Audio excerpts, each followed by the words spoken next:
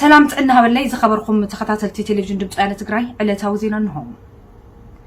ህዝብ ትግራይ ንምጽናት ዝመጹ ኃይልታት ንምድምሳስ ብናይ ጊዜ የለን መንፈስ ክንቃለስ ይግባእ ኢለን ግዳይ ጾታው ዓመጽ እቶም ወረርቲ ዝኾና ደቂ ኣንስትዮ ወተሃደራት ባዕዳው ውልቀ መላኺ ኢሳያስ አፈወርቂ ተደፊረን ንዝተፈላለዩ ጸገማት ዝተቃልዓ ደቂ ኣንስትዮ ካብ ዝበጽሐን ስነልቦናዊ ስምብራት ድሒነን ንኻልኦት ወገናተን ንምድሓን ናብ ቃልሲ ተጸምቢረን ጉበአን ይፍጽማ ከም ዘለዋውን ተዛሪበን ኣለዋ ዝርዝሩ መስዓተ ነጻኒ ዝነበሮ መሳርሕትና ሃይላይት አደለ ካብ ከተማ ሽረ እንዳስላሴ ከም ስዕብ ካርበልና እዩ بقيمن صلن زعوره ولك ملاخي سياسه فورقي مس فاشست ابي احمد حيلتم كحت محران قالو تلفنتاو حيلتاتن كوينو ابلالي تግራይ ወራር ድሕረ መክያዱ መናሰይ ደቂ አንስትዮ አዴታትን ሰብጸጋ አድመ ቦታትን ተጋርቦ መኻኖም ጨፍጭፍዎም ንብረት ህዝብ ትግራይ ዘሪፎም አቃጺሎም አዴታትን ህፃናትን ወን ደፊሮምን አበሳቢሰሙን ሓንቲ ጓል 40 ዓመት ትግራዊት ደውን ብሰንኪ ደብዳብ ከቢድ ብረት ሻዕቢያ ጥንሳ ከይዱ ደምን ትፈሳ ወታደራት ሻዕቢያ ብጉጅለ ኮይኖም ከም ዝደፈርዋ ልብኻብ ዝሰብር ቃላት ገሊጻ ጥንስኔርኒ لحافة تنسي شعي خيد نخرج قدامنا هلهم حمش تخون جرر لو مزيوم بشرط غيرهم عفنا بيلهم عسيرهم ندحريته كركلتي ازو اسرنيا فجعجعنا ولكو تطايمو لحاول يطفي زحو اي حجي حموم تخينه እንደገና ደግሞ ተመርምኔ ሁሉ ነገር እቺ አይተርህኒ ማህፀን ሕጅብሩ ታላሸኘሁ ከቢድ መሳራውናን ስደምህት ዕሙጽ አተታር እስነ ደና ተካል እስነ ደሊና እንት ሓርቁ በተሰኩናው ዝዝቃልስና ዝዋቁና ዘለው ኣብ ዓዲ ነብሪድ ኣብ ስራሕ ጸንሐት ጓል 16 ዓመት ሰገንውን ወታደራት ሻዕቢያ ፈሪሓ ናብ ገጠር እንትትኸይድ እንስሳው ባህሪ ብዝሰላወሱ ወታደራት ሻዕቢያ ምስ መሓዛ ከም ዝተደፈረያ እትዛረብ ثلاث عطقات شعبيه رخيومنا ثلاث عطقات شعبيه مسرخونا ططو بلمنا نابيخم قليلمناس بزي خنكيد نهدم لنا قليلنايم دحريو نزوم كل تودات تعالي كابزيلم سانا زنورو نابيكن الا مو الشيخن الا خنلقط خويناس تنوالدون مسانا يعني خيدا يلمو تادي خامل كتكاسلن هاتن قليلو تحاد عطق نعط حيزوم كمزي من قد ميدا ينيرو نعم حيزوم لغي خيدو برات حيزوانا ጫካአቲ ማለት ንዓናሶም አትሪፎም ብዙሕ ጠያምና አቦኸይ ምልሻዲዩ አሐውኩ ፍሊ ኃይል ዲዩ ሰብአይ ከመ ዲዩ ብዙሕ ነገር የጨናውኻ ጾፊዕምና ገለ ብእግሮም ዋላ ወቅዕምና አቢናዮም መጀመሪያ ድሕሪኡ ንዓኦም ዝቃለስ ዓቅም የነበረናን ጎቲቶም ጾፊዖም ድሌቶም ገይሮምና ማለት ተጥቃዓት ዋላ አጋጢምን ይኹን ግን ካብ بناي طلايخا طنيسكا تدفيركا هوسبيتال مدقاس نتግራይ ክትልወጽኻ ተወቂዕኻ ተቃሊስካ هوسبيتال مدقاس محشان يزلان كم تحجز الله ማለት እዩ ግን በቃ ዋላ ተጥቃዓት ቡሽጥኻ ኮይኑ ትሕጅዝ ለና ብርሃን ርኢና ያዘለና ብናይ ትግራይ ዓወት ግን ኣነ ደስታ ተሰሚዕኒ ማለት እዩ ዋላ ተደፊርካ ኣብ ተዓሚጽካ ብዙሕ ነገር በጽሒካ ኣብ ዝደረጃ እዚ ትግራይ መውጽሑን ሓደ ጎጽናና ሓሳይ ይዝል حزب تግራይ ንምሽባርን ንምስኳንን ሰራዊት ሻዕቢያ ሲቪል ህዝቢ ናብ ዘለዎ ከባቢ ይትኩሶ ብዝነበረ ኣጽዋር ተወቂዓ ኣብ ገዛ ደቂሳ ዝነበረት ካልአይቲ ሰገንውን ንምእማኑ ዘጸግም ግፍዕታትን ግዳይ ምድፋርን ከም ዝበጽሓ ትዛረብ ተወቂዕ እንዳለኹ ብጥይት ማለት እዩ እግራይ ኣዚ መንከሰ ከባቢ እና እግራይ ማለት ክልቲኡ እግራይ ተወቂዕ ኣለኹ ወይጋላ አይንቀሳቀስ ነይሩ ደቂሰ እንዳለሁ بجامع اگيره ነይረ ዝነበረም ጭካነ ማለት እዩ በቃላት ነው አርሱ ዘርዚርካ ዘይውዳ ጭካኔ ኣብ ገጽም ከተንበበም መጥቃዕት ዘጽሕለይ እንትናት ሓደ خلተ ዝኾኑ ኳ ነይሮም መንኣስያት ምር ጣሚ ማርክቶት ነይሮም ሕልፍ ሓሊፉስ ብክራንች ስኸዱን ሰባት ነይሮም ባምቡላ እግሮም ዝተገጠመሎም ዝራኽቦ እስታተይ ጎድኢኒ ምስ ጎድአኒ ደም ፈሲሳ ተቆስለይ ምስ ደመይ እንዳሃለኹ ግን በቃ በጣም አስነዋሪ ነገር ዝገብሩ ነይሮም እስካሁን ዝስሕት ማዓርሱ መበል 50 ሰብ ክመጽኸሎ ይዝከረኒ ሰራዊት ሻዕቢያ ዘስዕበላ በሰላ ከቢድ መንባር ትገልጽ እዛ ሰገን ቁስላ መልኡ ከይሓወ ናብ ቃልሲ አምሪሓ ንብዓት መሓዙታን ንምሕባስ ወሲና ኣብ ቃልሲ ከም ዘላያ እትገልጽ ናብ ዓይደር ከይደ ኣብ ዓይደር ብፍሉይ ክትትል ስለተገበረለይ ድሒነ ኣብ ዓይደር ዝርኢ ነበርኩ ኩነታት በቲኦም ኣረመኔታት ናይ ሻዕብያ ወታደር ዝተደፈራ ጓላት ማለት እዩ ነይረን በቃ እንኳን ሰብ ኳስ ክትዛረበን ኢልካ ዘየዛረበኻ በቃ ስነ ኣምሮ እንተጎዲኤን ሰብ ምርኣይ በቃ ሰብ ክሪኣ ከሎ ብጣዕሚ ዝርበሻ ሰባት ንዓርሰይ በቃ ሰብ ክሪኣ ከለኹ መጀመርያ በቃ ኩሉ ሰብ ሓደ መስሉ ዝስማዓኒ ነይሩ በቃ ምናዳ ኣወዳት እና ሲጋራ ዝሓዘ ሰብ ክሪኣ ከለኹ በቃ ልክ ንሳቶም መስሎም ዝረኣየኒ ነይሮም ዋላስ ጥዑይ ሰብ ኣብኡ ዝንከባኸበኒ ንዓብቲ ሆስፒታል ዝንከባኸበኒ ገለ ክሪኣ ከለኹ በቃ ወዲ ዋላ ወዲ ብምዃኑ ጥራይ ይጸልኦ ነይረ ማለት እዩ ሓኻይም ብጣዕሚ እንትን ድሓን ገና ያኻይ ድሓን ክንገለ ይብሉ ነይሮም ግን ድሓን ስለ ዝኾንኩ ምንቅስቓስ ስለ ዝኽእል እንተን ምንቅስቓስ ዘይኽእል ኣጓላት እንተን ርእሰን ድኒነን ሞራለን ትሰረን ዘለዋ ጓላት በቃ ዝነበረን ናይ ቅድሚ ሕጂ በቃ ሓብኦን ፍሽክታን ክምልሰለን ስለ ዝደለኹ ናብ ሕነፈዳይ ዝበሃል ማሰልጠኛ ኣብ ሓውዜን ከባቢ ዝነበረ ኣቴ ካልኣይ ዙሪና ነርና አጋጣሚ ሰልጢነ ስልጠናይ ብግቡእ ወፂእ ተመሪቐ ኣብ ተፈላለየ ውግኣት ኣቴ በቃ ተሳቲፈ ማለት እዩ ህዝቢ ትግራይ ህልውኑ ንምርግጋጽ ነቶም ወረርቲ ሓይልታት ምድምሳስ ግድን ስለ ዝኾነ ቃልስና ክነዛይድ ግባእ ኢለን እተን ግዳያት ሓልዋትናን ድሕንነትናን ኣብ ቅልጽና ትግራይ ትስዕር ወኪል ድምፂ ወያነ ትግራይ ሃይላይ ታደለ ካብ ከተማ ሽረ እንዳስላሰ ፕሮግራም ምግቢ ዓለምን ኣብ ትግራይ ሰብኣዊ ሓገዝ ንምጉዕዓዝ ብዘይ ገደብ ምንቅስቓስ ክገብር ዘኽእል ጥጡሕ ኩነታት ንክመዓራረየሉ ፀዊዕሎም ኣብዚ ሕዚ እዋን ኣብ ትግራይ 2.1 ሚልዮን ወገናት ህይወቶም ንምድሓን ሰብኣዊ ሓገዝ ከም ዘድልዮምን ኣብ ትግራይ ኣጋጢሙ ዘሎ ሕፅረት ምግቢ ወሕዲ ቀረብ ሰብኣዊ ሓገዝን ድሩት ሜላታት መራኸብን ኣብ ስራሕቲ ሰብኣዊ ሓገዝ ዓብይ ብድሆታት ከም ዝፈጠረን ወሃብ ቃል ፕሮግራም ምግቢ ዓለም ታምሰን ፍሪል ከም ዝተዛረቡ ድምፂ ኣሜሪካ ፀብፂቡሎም ብተወሳኺ ኣብዚ ሕዚ ሒዝናዮ ዘለና ወርሒ ሓምለ ጀሚሩ ኣብ ትግራይ ልዕሊ 400,000 ወገናት بحسم تميت كم زساقيو زغلصو تامسن فريل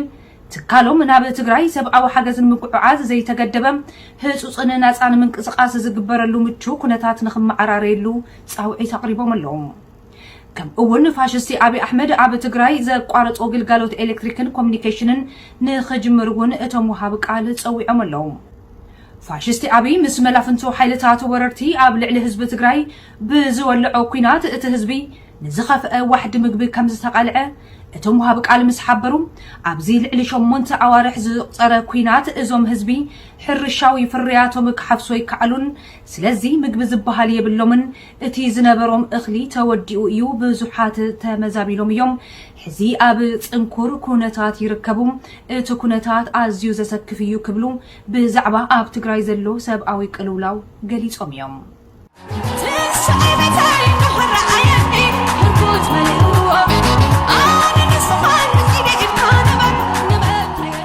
أبزوانا ويتسقنا ينقلب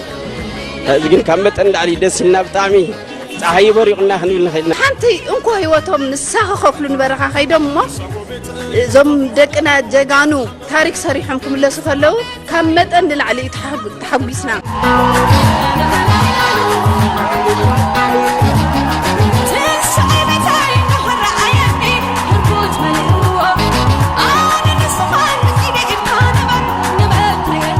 فرست نايت مال إنيرو تودينا عوتي ليو عب تقرأينا كل التسلسل جزء سعرنا يوم قطعنا كسعره منا كل جزء خات تقرأينا ناتخل عيخنا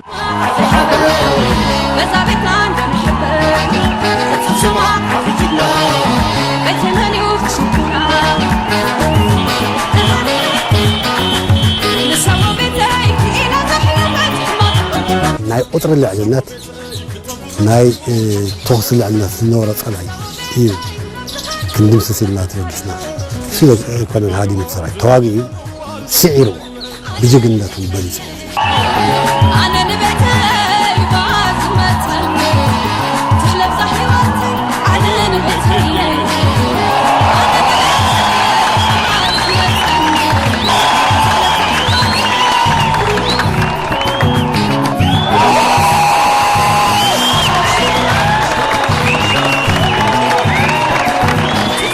زوم تشافنا هو تابر حيلم زي دمسنا حرام زي نوص اسلام يفلد مش كله إيد لما هاون كهم عدل زيتون كأنه هم تدرك إيد نكسو يسوي بتيش يحرق إيد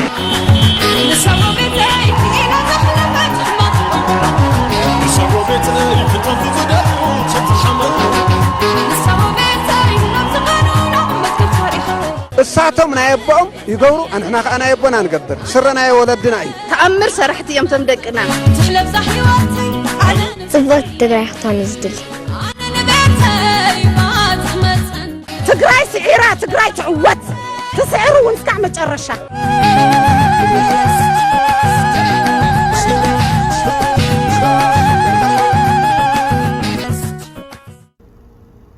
ناب خلقوت زيناتاتنا كنسكر فاشستي أبي أحمد ندقفتون قبل علة الكالاتن سرحتنياتن سبعوي حجز صعق وفريت ألمن سقطن يقبرو كم زلو تقريصهم فاشستي أبي لعلوة سبا سلطانون ندقفتون أب تقراي قبل علي زتوافرو تكالات سرحتنياتن سبعوي حجز صعق وفريت ألمن سقطن مفرحن كم زفتسمو دنيو هيمانيتيريان حابيرو لهم غتل ميستر قدات وصاي إثيوبيا ريدوان حسين قالت كالات رديئت نحوحات أطوارن زتفلاليو ناوتني حجز اللوا قبل علي اندما ترير سقومتي كنوسدينا كبل ناي حسوت كسي كم زقربن كم زفرارحن زحبرت تصبصب بزعبات غداي زتحاتتو بزحات تكالات رديئت اتي بريدوان حسين زقربه كسي فصيمو كاب حق زرحق ما صلمتا كم زخونه افليطوم اللو تكالات رديئت كم ززبله طقنن أب حسوز تدرخه كسي مقرب أب قربا عامتات أب عالم تسميعو زي فلت حدش ترئيو كم زخونن اتهزبي أب العلي سرحتنياتات سبعوي حجز حماق سمعيته كحدرن قود نخبت صح زقبرن كم زخونه اتزينا عملكيتو اللهم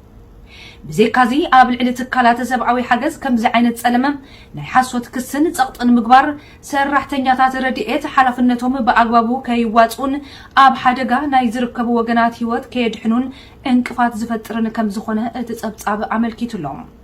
فاشستي أبي ندقفتون أب العلي تكالات رديئت زرقحوهم معنوي بروباغاندا ناي حسوت تصبصابن متصلمتان ناب تግራይ ሰብአዊ ሓገዝ ከይኣቱ ዓብይ እንቅፋት ይፈጥር ከም ዘለውን እቲ ዜና ሓቢሩ ፋሽስቲ አብይ አሕመድ ኣብ ልዕሊ ህዝቢ ትግራይ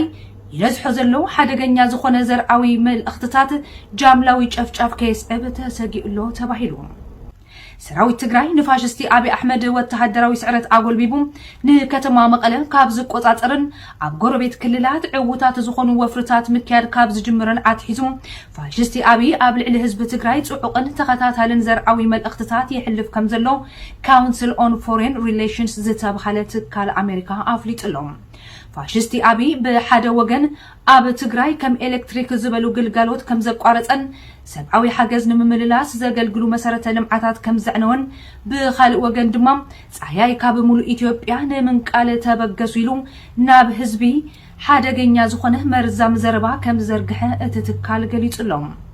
أبقال أوت حجرات كم استرعي دمام اتي فاشستي أبي زحلفهم الأختي كاب تجراي وصاي أب زنبرو بأمايت أشحا زقصرو تجارم سفيح زخنه جاملاوي شاف كسب كم زخل كونسل أون فورين ريليشنز سقاتو قليت لهم زبانا ورد شازي سكالو دومغي تاريخنا دومغي حبرنا زحاسس بزلولو حالواتنا دحننتنا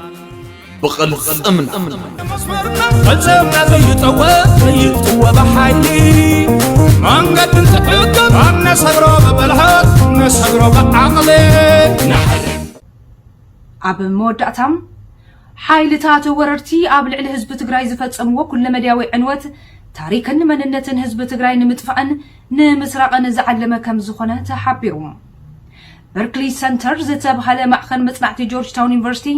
ኣብቲ ኣብ ትግራይ ንኣዋርሕ ዝተፈጸመ ኩل መድያዊ ዘስካሕክሕ ግፍዕታት ትምህርተ ታሪክን መለለይ መንነትን ህዝብ ትግራይ ዝኾኑ ከም በዓል ቤተ ክርስቲያን ጽዮን ማርያም ኣክሱም ገዳም ደብረ ዳሞ ገዳም ዋልድባ መስጊድ አልነጃሽን ካቶሊካዊት ቤተ ክርስቲያን ዓድግራትን በቶም ሓይልታት ወረርቲ ዕንወት ከም ዝወረዶም ኣመልኪቱሎም كم أول أبتم تكالات حيوانات أبصولو زنبرون بأمايد زغطرو تجارو مؤمنان كم زتقتلوا كم زتجرفون كالقوت قفعتات كم زبصحمن كساب ورحي قنبت كلتشحن 13 عام تمرت راح 326 مرحتي حيوانات كم زترشنون اتتكال حابيرو لهم بركلي سنتر زوم حيواناتاوي سفراتات بعلماميت بخبيد برات كم استدبدبون بركت زبلو متكاتا زي ركبهم تاريخاوي حدقتات دما كم زتوسدن مسقلصم እዚ ድማ ሓይልታት ትምክሕቲ ኣምሓራም ነታ መቦቀል ስነ ጽሑፍ ግዕዝ ኦርቶዶክስ ሃይማኖትን ጥንታዊ ታሪኽ ኢትዮጵያን ዝኾነት ኣኽሱም ከም ናይ ባዕሎም ንምውራስ ዘለዎ መባህጊ ንምትግባር ዝተገብረ ፈተነ ከም ዝኾነ ኣገንዚብሎም በአርከስ ዝኸበርኩም ተመልከትና ንሎሚ ዝሓዝናልኩም ዜናታት ኣብዚ ኣላኢምና ኣለና ብኻልኦት ዛዕባታት ተመሊስና ክንጋነኢና ክሳብ ሽዑ ሰላም ሓለዋትና ንድሕንነትና ንብቕልጽምና ትግራይ ትስዕር